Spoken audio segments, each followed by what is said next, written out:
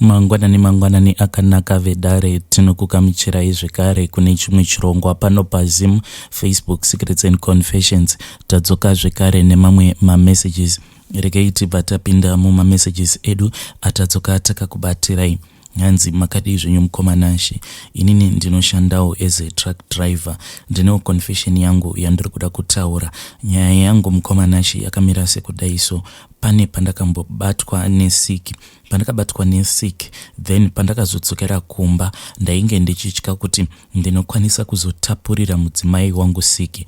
Saka pane umwe mushonga wandakabva ndazonwa uyo wakakonzeresa kuti nhengo yangu inge ichizoshaya simba. Izvi ndainge ndazviudzwa neumwe sawira wangu wandainge ndakangosanganawo naye pagroup. Akandiudza kuti mushonga iwoyo unokonzeresa kuti nhengo yemunhurume inge ichizoshaya simba. Izvi ndainge ndichizozviitira kuti pandinozodzokera kumba, paya pandinenge ndava kuda kuzama kuda kuita bonde nemudzimai wangu, iye ange achizoramwa nekuda kwekuti nhengo yangu inenge isina simba.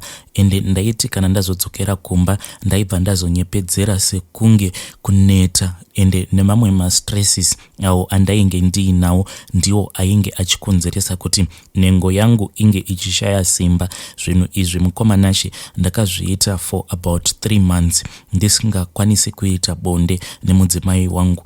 Ende dzimwe nguva ndaiti paya pandinenge ndava kuenda kumba, ndaisvika kumba ndakangotsamwa ndichiitira kuti mudzimai wangu ashaya kana mukana wekundibvunza kuti ko why nhengo yenyu isina simba.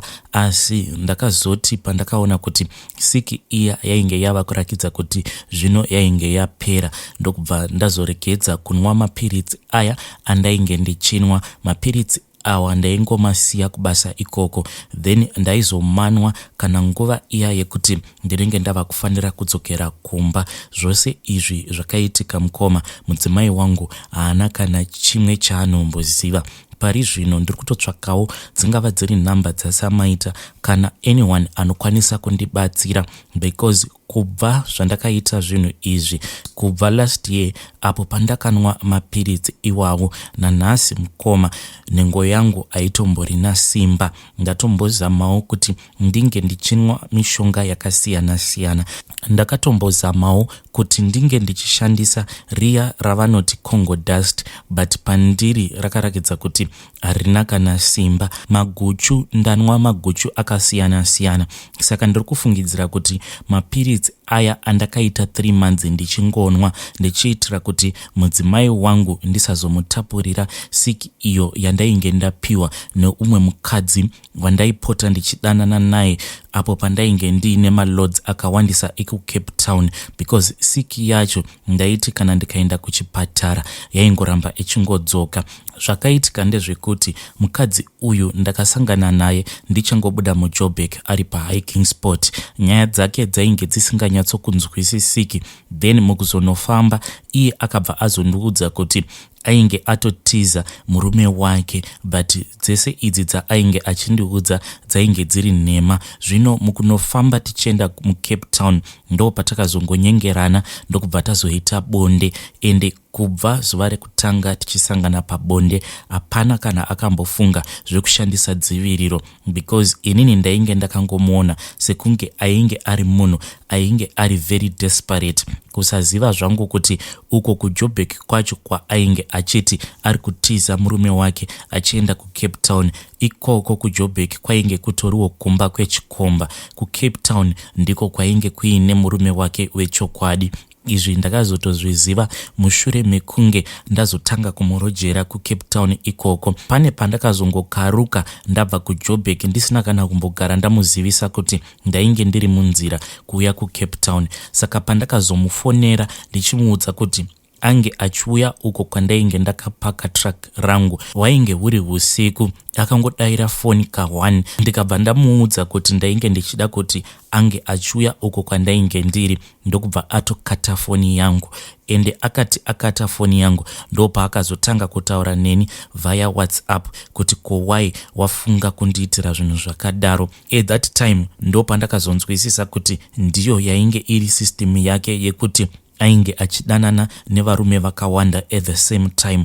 ende kubva zvandainge ndakatanga kusangana naye pabonde pane mamwe machanges andainge ndakatanga kunotisa pabhodhi pangu, especially panhengo pangu. Ndakangotanga kungonzwa kamwe kakungovavira so ndakaignore ndichingofungidzira kuti sezvo inini naye tainge takaita bonde ende bonde riya rainge rakasimbisisa, saka ndakangoti zvimwe kuda inhau yekuti tainge takanyanyisa kuita bonde racho, because taiwanzokuita 5 kana kuti 4 rounds pose patinenge tasangana. So kakuvavira kaya kandainge ndichinzwa ndaisatoziva kuti ndo kutotanga kwesiki yacho iyoyo.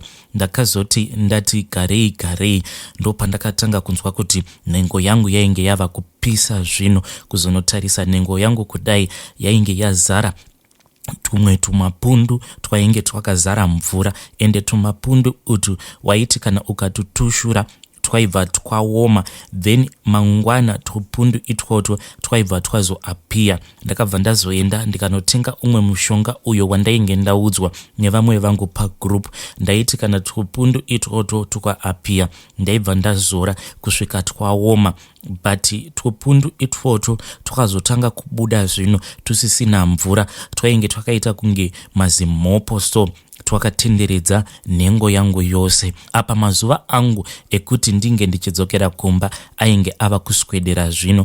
Apa amai mufana vainge vachifanira kuti vange vachienda kumusha, vainge vava kusimbirira nyaya iyoyo yekuti hamungangondisiyi ndichienda kumba musati mambodzoka. Painge pasisina kana excuse yekuti ndisadzokera kumba. Ndo pandakazoudzwa idea iyoyo neumwe uyo wandainge ndichingowirirana naye mugroup redu remashofe. Akabva andiudza kuti kana ndikatenga mapiritsi iwawo awo anoita kuti nhengo yemurume inge ichiita weak, paya pandinenge ndadzokera kumba at least ndinokwanisa kutsvakawo chekuwanda nacho kuti mastresses madam ndo ari kukonzeresa. Ndakabva ndazonwa mapiritsi aya ndikadzokera kumba, zveshuwa madam vakabva vabhohekana. Ivo vainge vagara vaine tunyaya twavo twainge twakavabhowa, vainge vabva mukunetsana neimwe hanzvadzi yangu. Saka yainge yatongovawo nyaya yekuti pose pandinodzokera kumba nhengo yangu inenge isitomborina kana simba zvamuchose. Nawo mukoma, kubva zvandakazoona kuti siki iyi inorakidza kuti yakazongopora, handichazivi manje kuti kupora kwayakaita kupora nenhau yekuti mishonga yandakazonwawo ndo yakazoparadza siki iyoyo kana kuti yakazongopodzwawo naMwari. But dambudziko razondiunza pano nderekuti mukomananshi, pari zvino nhengo yangu haichatoshandii zvachose, ende kunyangwe ndisiri kumba kana ndikatombozamawo kuti ndinge ndichiona mavideos evanhu vaya vanenge vachiita bonde, shungu ndinenge nditori nadzo dzekuda kuita bonde, but iyo nhengo yangu inenge yakapora zvayo kuti zii. Please, kana kuinewo vanokwanisa kundibatsira ngavandibatsire. Hey, vedare ndo message yandakatumidzirwa ichibva kuna mukoma vedu avo. Hanzi ndiri kutsvakawo marecipe avo anokwanisa kundibatsira kuti ndinge ndichisuka system yangu. Hey, zvakangoma hazvo veduwe. Please ngatitaurei navo mucomment section. Mkoma nashi makadi muriseko brother nashi. Brother nashi, nyaya yangu yakamira yakadai. Haisi confession brother nashi, asi kuti kutotsvagawo rubatsiro. Brother nashi, ndiri murume ane makore 32 ekuberekwa. Ndinogara kunyika yavatorwa. Kunyika yavatorwa ndakauya pane nguva yakati rebei, tingatoti ava makore ati rebei. Ndakangokuya ndichangopedza form 4 yangu.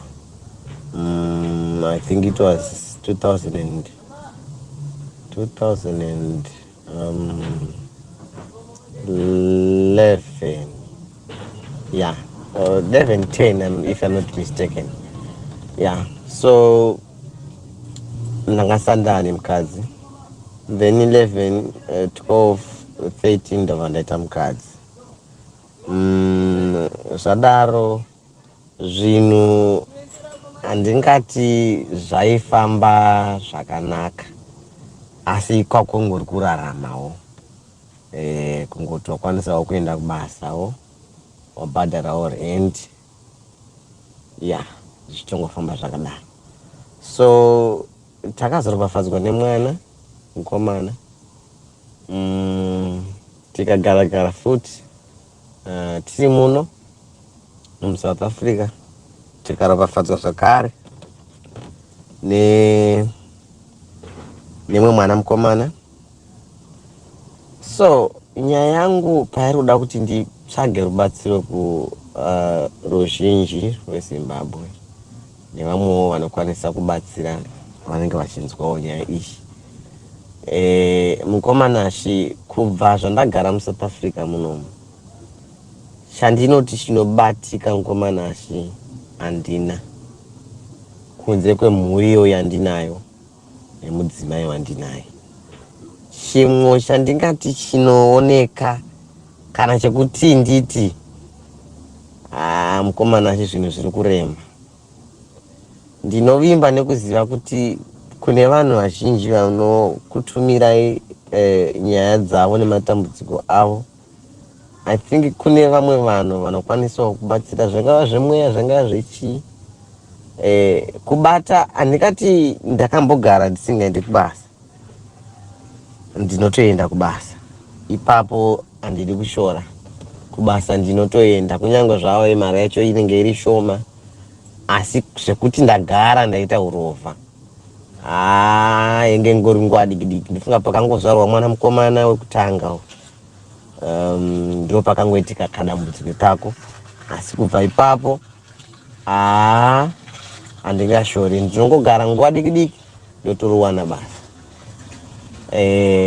Asi chiri kubuda ikoko ndo pasina, kungoti chinhu chawanikwa chekudya chochodyiwa, rendi yotobhadharwa, zvotopera. Especially mazuva ekutanga zvanga zviri nani, ndikati maybe nyaya yekuti mhuri inga isati yakura here. Izvezvi ndichitoenda kubasa kudai, mukomanashi, kuzvitengera trouser kuti ndipfeke kana boots, asi ndiri kutosenza, ingave iri shoma zvayo mari handisi kuramba, asi zviri kutokundikana. Inozosara ndotosvika panonopera mwedzi ndichitoziva kuti ndiri kusenza hangu, asi hapana, mari yakatopera kare. Handizive kuti upenyu hwangu huri kunyatsokufamba sei. Ndikaedza kuzamawo kuti ndambokiyawo, ndakambotenga mudhudhudhu ndikati ndiuise patekele kuti ndipewo mukomana anenge achifamba nawo. Anga ari maproblems after maproblems. KuZimbabwe kundakamboita futi kamotikari, anga ari maproblems. Kamotikari kasafamba kana svondo rese rinotedzana kachifamba, anga ari maproblems. Uchibva ukazisa problem ichi, wapa problem icho, up until nangu katengesa nesiki mani, nokuti stress yacho inenge yawanda. Tinongobudisa mari yanoda kukaya, ndakatenga chinhu chakuda kutosvika yakuti hafu nemari ndodzimara ndatengesa. Same nekasikuta, munhu aingoti kungotendera akutondifonera, sikuta yako yafa, ndotora sikuta yako, ndo haya motikari ndondotora sikuta yaya. Munhu wemotikari adaidzira mari dzake, ndosvika ndogadzisa kasikuta, ndotsvaga mumwe munhu wokupa, kana kuti ndobva muti uya kana usatoona sikuta, ongotendera kobva kafa. Kudzimara ndasvika pakugumirwa kuti chiregedza niko ukagadzise ndikatengesa, ndokuparara kuita zvinhu zvangu. Recently ndakabva kutenga motikari ndakangoti ndichibva kwandakabva ndichisvika nekuipaka nekubva yatotadza kumuka, kutoramba kumuka. Saka ndakangoidhonza ndikangoiisa pandaipaka inini. Ndaiisa pandoropaka, ndakabva ndawana basa madhesi achona. Ndatoti hamaya, motikari ndada kuitisa zvetekeloti kana kuti zveindrive. Yakagara ipapo motikari iyoyo, yakatanga kutoborwa zvinhu. Pandakaitenga mota iyi, ndichangobva kuitenga ndakangoita mazuva mashoma nayo, ndakangofamba nayo zvinotoverengeka kana ndakada kuzvitsvagiridza. then ndakabva ndawana basa kwandinoshanda ndakabva ndapiwa motikari yebasa ndiyo yandiri kufamba nayo nanhasi. Motikari yakatanga kutobhora kudzimara ndakutoona kuti expense yekugadzirisa motikari iyi yakutokura, yakuda futi kudzokera kuya futi. Ndakasvika pakuitengesa nefuti motikari iyoyo nesiki price zvekuti ndangoti pamwe musi ndichagona kuona isisipo motikari iyi, kuziva nhengo wangotaura motikari yako uchazongona isipo ndikati rega ndingoitengese kwabva ndatongoitengesa. So handizivi ndiri kutsvagwa rubatsiro mukomanashi kuti akuno here, kozi zvinhu izvi ndiri kunyasoona kuti hazvisi zvega. Chinobatika nemaoko ndo chisikuda kutomboti chionekwe, chinobatika nemaoko hachida kuonekwa. Chekuti utondi nacho ichi chiri kuramba kuti ndibatanidze ndisvike ipapo zvinenge zvatoita hondo, ende hondo imwe yacho inogona kutangira kumudzimai wangu. Mudzimai wangu ane opposition imwe yekuti chinhu chese chandataura hapana chinonzwika, inenge ingori hondo chete. Pekutanga taitombosumudza musoro ndichitombotaura zvinhu zvichitonzwika zvichidi. Mazuva ano handizive kuti mweya rudzivo akamugara. Kubva kumari chaiko ndiye anoda kubata mari, ndiye anoda kukontrola. Mukangotaurirana nyaya yekuti ndazori kadhi rinopera mari mukomanashi ndisina kuba, handizive kuti mweya rudzivo kutendera nekufamba mukati meupenyu hwangu. Kadhi rinosvika pakupera mari yandakasenza nyini, zvikuitika ndezvekuti mukadzi wangu kwaanoshanda mari yake iri kupindira.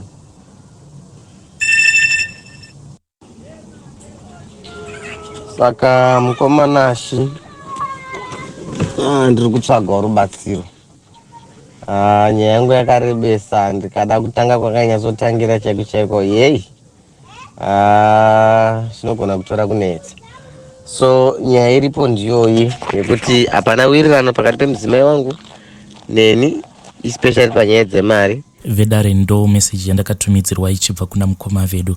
Inyaya inorwadza, nyaya inonzwisa tsitsi. Mukoma, please itai rimwe voice note muchinyatsokurondedzera kuti apo pamuri kuti mari kunyangwe mukadhi inokwanisa kungodisappear. Chii chinenge chamboitika kuti nesuwo tikwanise kudzidza. Zvekare pane umwe muteereri wedu nezuro akati iye komenti yake yainge anyora achizama kubatsira haiti yakabva yangodhilitika. Ndinoda kuti ruregerero, asi please munokwanisa kukomenta zvekare. Zvimwe kuda YouTube inenge yakapika up mamwe mawords ikabva yaita mistake ikabva yadhilita comment yenyu. So please nyorai zvekare kuitira kuti haidi ange achibatsirikana nesuwo tinge tichibatsirikana. Kana kuri kunzi munenge muine nyaya yenyu yamunenge muchida kushare with the rest of Zimbabwe, please uyai ku-inbox and munobva mangotaura nyaya yenyu, then I will share with the rest of Zimbabwe. Ngatisanganei zvekare mune zvimwe zvirongwa zvinotevera.